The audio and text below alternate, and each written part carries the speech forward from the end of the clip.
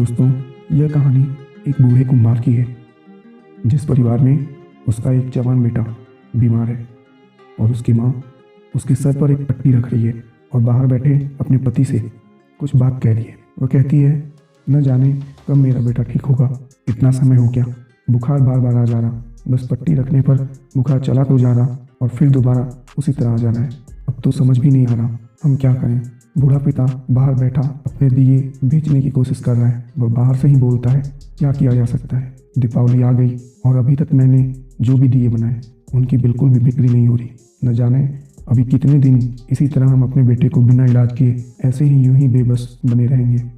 माँ वापस बोलती है, शायद हमारे भगवान भी हमें भूल गए। बूढ़ा पिता बोलता है, हाँ अब तो ऐसा ही लग रहा, शायद हमारी किस्मत ही खराब है। यह दुनिया इस कदर आगे बढ़ चुकी है कि लोग आजकल नए नए तरीके के दिए खरीदना पसंद करते हैं। हमें अब कौन पूछता है, शायद हम ही समझ नहीं पाए और इसी के भरोसे अपने बेटे के इलाज के विषय में सोचने लगे। तभी अचानक एक बड़ी गाड़ी उनके पास आकर रुकती है। गाड़ी में से एक आदमी बाहर निकलता है। वह आदमी आकर बोलता है, क्या आपके पास कोई बड़े दिए हैं? वह बूढ़ा व्यक्ति बोलता है, हाँ है ना साहब जी। यह सुनते ही वह व्यक्ति कहता है, एक दिया हमें दे देना। वह बूढ़ा व्यक्ति बोलता है, साहब बस एक दिया, और भी दिए ले लीजिए, दीपावली है। वह व्यक्ति बोलता है, नहीं बाबा बस एक ही काफ़ी है, मुझे एक ही पैक कर दो। कितने रुपए हुए बताइए? बूढ़ा व्यक्ति बोलता है, साहब 5 रुपये। यह सुनकर वह व्यक्ति 5 रुपये निकाल कर बूढ़े व्यक्ति को दे देता है और दिया लेकर चलने लगता है। तभी अंदर से बूढ़े व्यक्ति की पत्नी निकल कर आती है और अपने पति से धीमी आवाज़ में कहती है, 3 दिन हो गए और एक भी ग्राहक नहीं आए, और आज एक ग्राहक आए भी तो मात्र एक दिए लेकर गए। अब हम अपने बेटे का इलाज कैसे करेंगे? दीपावली भी आज बीत जाएगी, इसी के भरोसे अब तक आपने इतनी मेहनत की, अब तो उसकी भी आस नहीं।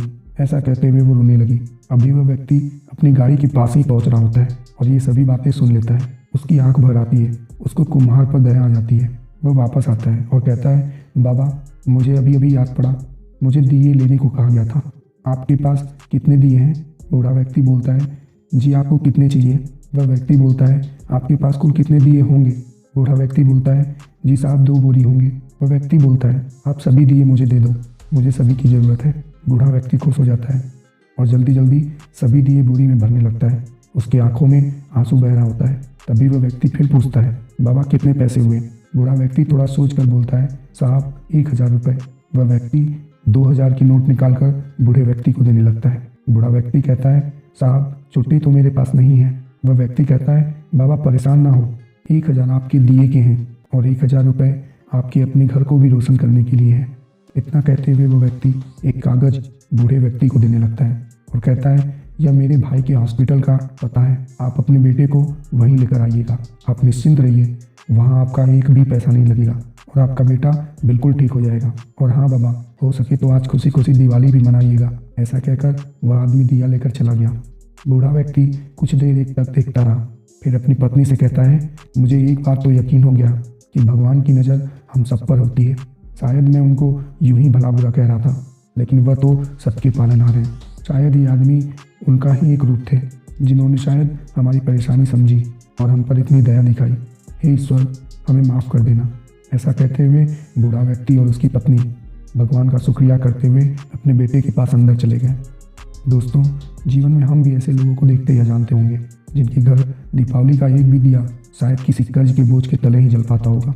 दोस्तों, हमें अपनी पुरानी परंपराओं के लिए ही सही ऐसे मेहनती लोगों की मेहनत की कदर करनी चाहिए, क्योंकि ये लोग दिए बनाते ही हैं इसी आस में कि लोग इनके दिए खरीदने आएंगे। उनका घर इसी से चलता है। दोस्तों, कृपया ऐसे लोगों की दिवाली मनाने का हक उनसे न छीनिए, क्योंकि जीवन में ऐसे लोगों की मदद करके उनके चेहरे पर खुशी लाकर आप खुद भी दिवाली की सच्ची खुशी पा सकते हैं। दोस्तों, यदि वीडियो आपको पसंद आई हो तो चैनल को सब्सक्राइब कर लीजिएगा और बेल आइकन को प्रेस कर लीजिएगा, क्योंकि आपको ऐसे ही वीडियोस यहाँ पर मिलते रहेंगे। धन्यवाद दोस्तों।